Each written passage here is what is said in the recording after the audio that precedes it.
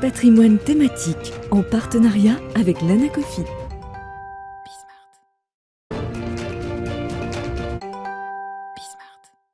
Et dans Patrimoine thématique, on met l'art à la une comme tous les vendredis avec Sybille Aoudjan, journaliste spécialisée sur les questions d'art au sein de la rédaction de Bismart. Bonjour Sybille. Bonjour Nicolas. Bienvenue sur ce plateau. Alors quelles actualités cette semaine dans le monde de l'art ? Alors, cette semaine, une actualité très riche pour les maisons de vente, beaucoup de records.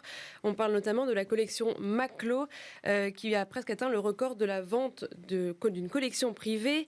Cette vente a eu lieu le 15 novembre dernier par Sotheby's, une vente qui a atteint 676 millions de dollars, alors même que c'était la première partie de la vente. Effectivement, elle a été scindée en deux. 30 lots restent à vendre pour courant 2022. Le précédent record est celui de la collection Rockefeller, vendue en 2018 par Christie's. Cela a atteint 835 millions de dollars. Donc on voit bien que là, la collection Maclo se rapproche fortement de son montant, alors qu'il reste encore des lots à vendre. Alors tout était grand, on était à New York, 300 personnes en salle, 1 million de personnes ont suivi la vente en ligne selon les organisateurs. Et là, les dollars se sont envolés. Les 35 œuvres de la première vente sont toutes parties pour une moyenne de 19 millions de dollars. Et alors, quels ont été les coups de marteau les plus lourds ou les plus retentissants, Sybille ? Alors, la vente a été culminée par notamment le chef-d'œuvre numéro 7 de Mark Rothko, l'américain.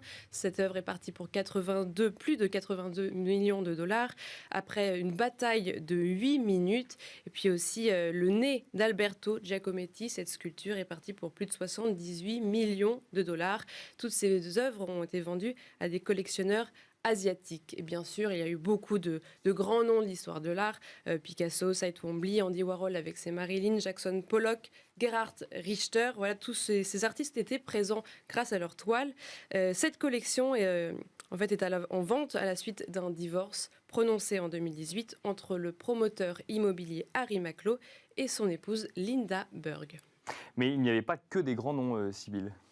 C'est des grands noms parce que c'était le lendemain, en fait. Il y a eu d'abord un second record, plusieurs records, notamment personnels d'artistes qui ont été atteints. C'est Frida Kahlo, qui a été une œuvre de Frida Kahlo qui a été vendue, une œuvre qui s'appelle Diego y Io. C'est un autoportrait de la peintre qui présente, voilà, comme vous le voyez, le visage de son époux Diego Rivera sur son front. L'ancien record de Frida Kahlo était de 8 millions de dollars et cette œuvre-là a été vendue pour 35 millions de dollars. Donc ça a pulvérisé son précédent record. Et puis je vous parlais la dernière fois d'une œuvre de Soulage qui était en vente, une œuvre assez rare de la période rouge de l'artiste. Eh bien, elle a été vendue pour plus de 20 millions de dollars, dépassant largement aussi son précédent record. Alors ça, c'était pour Sotheby's à New York, mais il y a eu d'autres ventes, évidemment. Hein. Il y en a beaucoup toutes les semaines, menées chez Philips, cette fois-ci à New York toujours. Voilà, et là, Philips, je voulais vous parler aussi de cette vente qui déjoue un peu plus les préjugés, parce que là, les grands noms de cette vente n'ont pas forcément atteint les estimations. On parle par exemple de Francis Bacon, pape au hibou, vendu. Bon, tout de même, on reste sur des montants assez élevés, 33 millions de dollars, mais ça n'a pas atteint l'estimation basse qui était de 35 millions. Alors que dans cette vente, les œuvres de peintres moins connus ont pour le coup doublé ou triplé des estimations élevées. Alors selon Artnet, ce sont surtout des vendeurs de Hong Kong qui ont boosté les ventes. Alors il y en a eu deux particulières, celle de Shara Hugh, une œuvre d'art qui s'appelle Inside Outside, estimée entre 250 et 350 000. Elle est partie pour plus de 1,4 million. Et Eva Yushkevich, Girl in Blue, estimée entre 80 et 120 000, adjugée pour 730 000 dollars. Alors voilà, ils ont eu quand même quelques déceptions pour les grands peintres, mais cette vente était un record de la maison, toute vente confondue, qui a atteint 139 millions de dollars. Alors, vous nous faites vivre semaine après semaine les actualités du monde de l'art, Sybille, et vous nous faites vivre parfois des feuilletons. On reparle d'un feuilleton qui ne s'arrête pas. Salvatore Mundi, le Prado prend position, Sybille. Voilà, le Prado a encore mis de l'huile sur le feu sur ce sujet très épineux qui parle de l'authentification du Salvatore Mundi. On en parle très souvent depuis la vente de 450 millions de dollars chez Christie's en 2017, vente d'une œuvre qui était présentée comme authentique du maître. Mais le musée espagnol en ce moment a une exposition sur l'atelier de Léonard de Vinci et aussi sur la copie de Mona Lisa.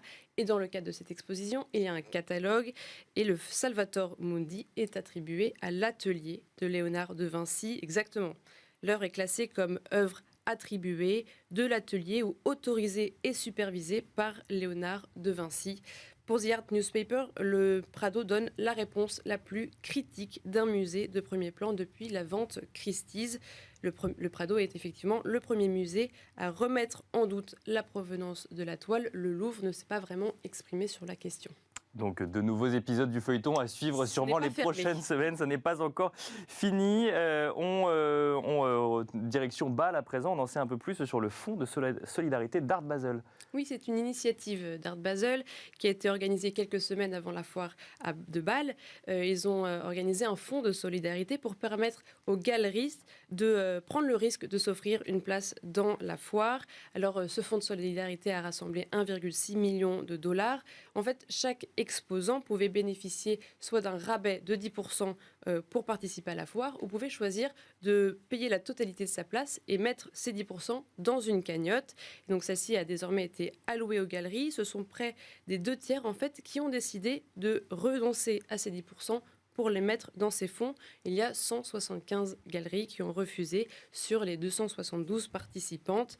Alors voilà, c'est le Art Basel se félicite de cet esprit collégial de galeries, et si cette idée a été ponctuelle, ce pourrait être une bonne manière de permettre un équilibre entre galeries émergentes et les galeries plus affirmées dans les foires.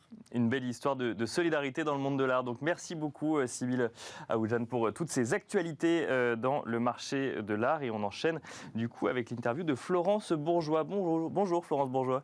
Bonjour. Bienvenue sur ce plateau. Vous êtes directrice de Paris Photo. Paris Photo qui a fermé ses portes il y a quelques jours, dimanche dernier. C'était du 11 au 14 novembre, si je ne dis pas de bêtises. Et merci de venir commenter du coup cette édition sur le plateau de Bismart. Je rappelle que Bismart était partenaire presse de Paris Photo. Quelques jours après cet événement, est-ce que vous pouvez nous dire comment s'est passée cette édition ? Écoutez, l'édition s'est très bien passée, déjà parce que c'était un retour, puisque l'édition de l'année dernière avait été annulée. Nous arrivions au Grand Palais éphémère pour la première fois. Bien sûr. Nous avons eu 58 000 visiteurs en 5 jours. Et Paris Photo reste, et de très loin, la première foire de photographie internationale. Et donc nous avons rassemblé 150 galeries, 30 éditeurs. Les galeries provenaient de 28 pays. Donc une forte représentation internationale. Les éditeurs venaient de 9 pays. Donc je dirais que l'attention était là. Il y avait une envie de se retrouver, d'échanger. Paris Photo, c'est une plateforme de découverte, mais aussi d'échange. C'est un rendez-vous qui est vraiment incontournable dans les agendas de chacun, des collectionneurs, des musées. Avec des parcours assez particuliers cette année. Il y avait Curiosa, c'est ça, et elle, fois Paris Photo. Absolument. Alors Curiosa est un secteur qui est dédié à l'émergence et qui nous permet d'accueillir cette année 20 projets, 20 galeries qui présentaient un artiste et qui offre aussi des conditions d'entrée à ces jeunes galeries qui sont particulièrement intéressantes. Donc c'est un secteur qui est à côté du secteur principal qui lui regroupe des galeries plus établies. Le parcours X Paris Photo, c'est en fait un engagement que nous avons depuis 4 ans maintenant avec le ministère de la Culture et également Kering Women in Motion. Pour donner davantage de visibilité aux artistes féminines. Il y a 4 ans, on a constaté que les artistes féminines représentées sur la foire étaient de 20%. 20% seulement des artistes représentés étaient des femmes. Et cette année, nous sommes montés à 34%. D'accord. Donc, nous ne sommes pas encore à la parité, oui. Mais quand même, nous veillons à ce que ces artistes féminines soient mises en avant, soient identifiées davantage. Nous avons pour ça choisi une commissaire, comme chaque année. Cette année, c'était Nathalie Herschdorfer, qui est la directrice du musée des Beaux-Arts de Locle.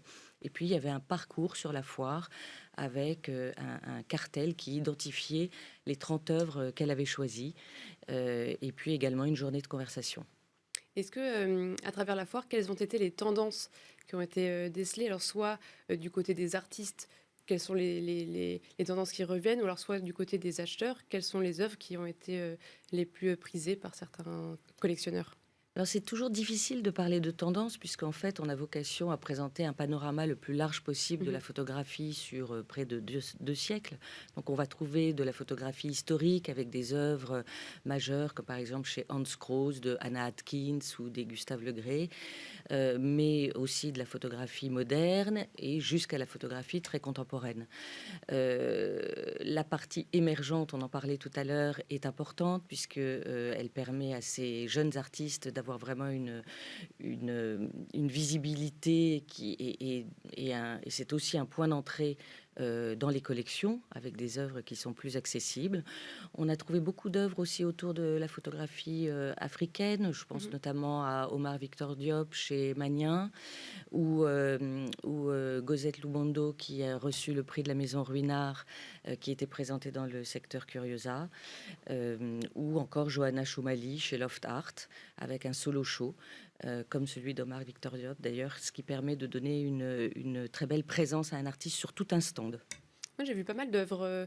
J'appelle ça avec mes mots hybrides sur des nouveaux matériaux. Par exemple, c'était Letta Wilson à Christophe Gaillard qui a imprimé ses photos sur du métal. Est-ce que c'est des nouvelles aussi manières de présenter la photo? Est-ce que c'est vers ça que la photo va tendre? Alors, sans en faire une généralité, c'est en effet quand même une tendance importante, notamment chez les artistes contemporains, qui retravaillent aussi les techniques anciennes, mais pas seulement. Donc, vous avez cité en effet Letta Wilson dans la galerie Christophe Gaillard, qui travaille la photographie de paysages en volume. Mais on peut également penser à Agnès Geoffrey chez Maubert ou à Perram, également chez Maubert, qui travaille à l'encre des polaroïdes.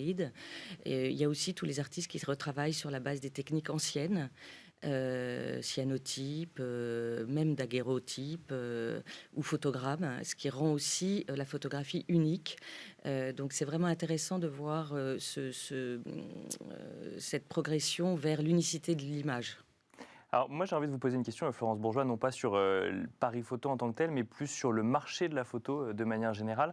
On a eu une période un peu compliquée en 2020, notamment pour tout ce qui est événements, pour le fait de se rendre dans des galeries ou dans des foires. Comment est-ce que le marché de la photo a vécu ce moment? Est-ce que les ventes ont continué à avoir lieu ou au contraire, est-ce qu'il y a eu un décalage sur l'année 2021 ou au contraire un trou dans la raquette? Ça a été effectivement très compliqué pour les galeries, et en particulier pour les petites galeries.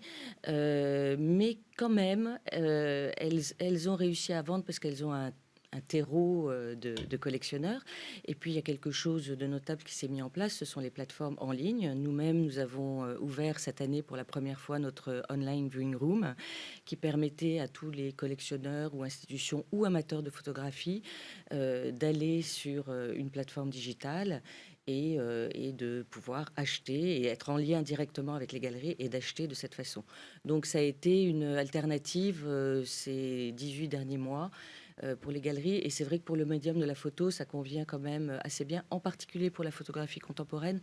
C'est un petit peu plus compliqué pour la photographie ancienne, puisque la notion de papier, de qualité de papier est importante. Mais enfin, à partir du moment où on a aussi confiance dans une galerie qu'on connaît, les ventes peuvent se faire de cette façon.